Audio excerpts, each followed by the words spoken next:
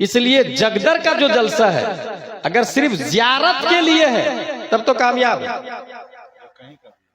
और अगर जियारत के लिए जियारत मकसूद नहीं है तो शायद इस सदी का सबसे घटिया जलसा वही है जहां पर उलमा पर स्टेज पर जूते चप्पल फेंके गए। ये सोच सकते हैं आप? सलमान अजहरी साहब सलाखों पर, मगर सलमान अजहरी जैसे हजारों सलमान को मुफ्ती निजामुद्दीन पैदा कर चुके हैं, स्टेज पर उनको पानी देने के लिए कोई तैयार नहीं है भाई, कोई खाना खिलाने वाला नहीं है भाई।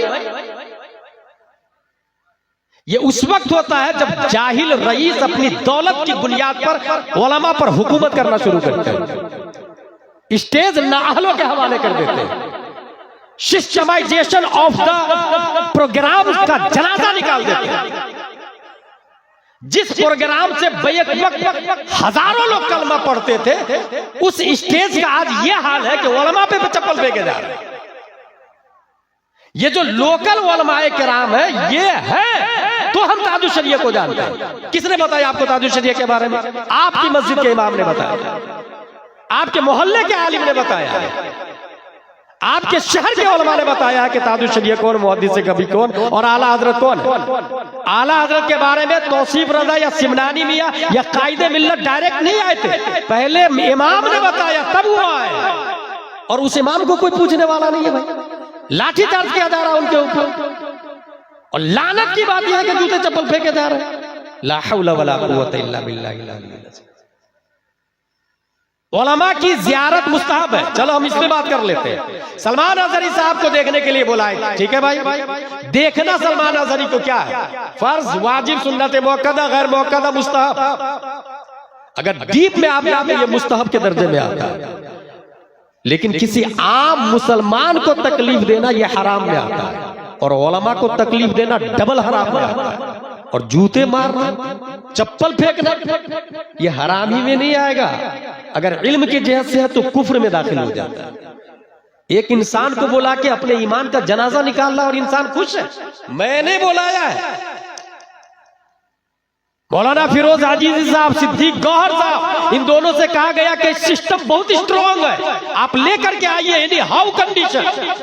ये दोनों मेहनत और मशक्कत करते रहे, परमिशन से लेकर वहां से फ्लाइट से उड़ाने तक, मगर यहां हाल यह है कि किसी का ठिकाना ही नहीं।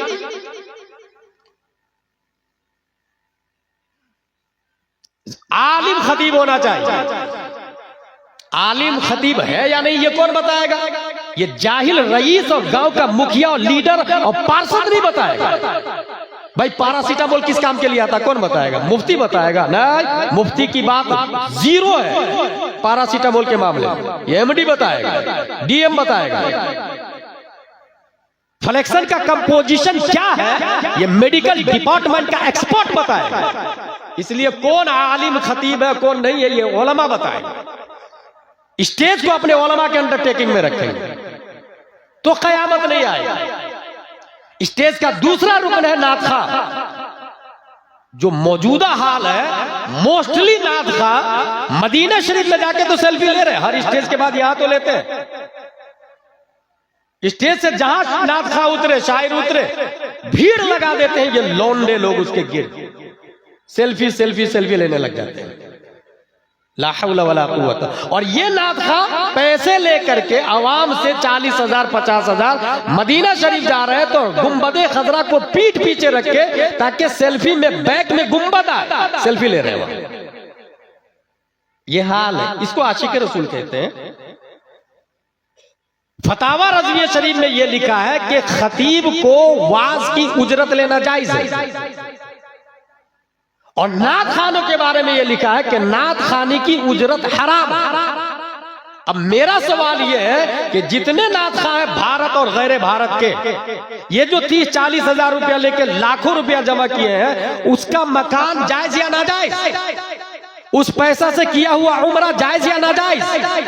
उस पैसा से किया हुआ हज हराम या हलाल?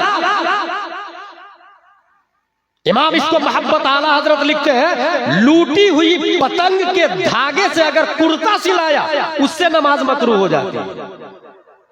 लूटी हुई पतंग से कुर्ता सिलाया, उससे नमाज मकरूह होती है। यहाँ पूरे हराम के पैसे से तू भाई मकान बना रहा, हज्जो उमरा कर रहा। उलमा से रुजू करके पहले मसला समझे। आज ही रूम में अख्तर काशिफ साहब ने कहा कि हजरत जवाज की क्या सूरत है। मैंने कहा सीधे कोई फोन करता है तो ये बोले कि मैं आपको 5 घंटे दूंगा। वजूदे नफ्स की कीमत 20,000 रुपये, 25,000 रुपये। वजूदे नफ्स की कीमत आप तय करें अपने हिसाब से। उस वजूदे नफ्स की वजह से पैसा लेना जायज है। नात खानी की उधर तो साफ लफ्ज़ में हराम लिखा हुआ है। और ये फतावा रज़विया से बोल रहा हूं, हमारे उलमा तायद करेंगे इस बात। तो जलसे की जो मौजूदा शक्ल है, उस शक्ल की बुनियाद पर आवाम का यह हाल हुआ है। भाई एक रात का जलसा करे, 12 बजे तक जलसा क्यों नहीं खत्म होगा भाई? ये परंपरा बाप दादा से चला आ रहा, ये भी तो कयामत की निशानियों में से। आपके जलसे में कितने टीचर हैं, कितने डॉक्टर्स हैं, कितने गवर्नमेंट सर्वेंट हैं, कितने वकील हैं, कितने अधिकारी क्यों रहेंगे भाई? जब रात भर आप 12-1 बजे के बाद में मुकर्रिर खुसूसी के लाएंगे, उससे पहले आप गैर मुकर्रिर खुसूसी को रखेंगे, तो क्यों आएंगे वो? उनको कल जॉब पे जाना भाई, कल ड्यूटी करनी है ना। अल्लाह ने रात को सोने के लिए और दिन को कमाने के लिए पैदा किया।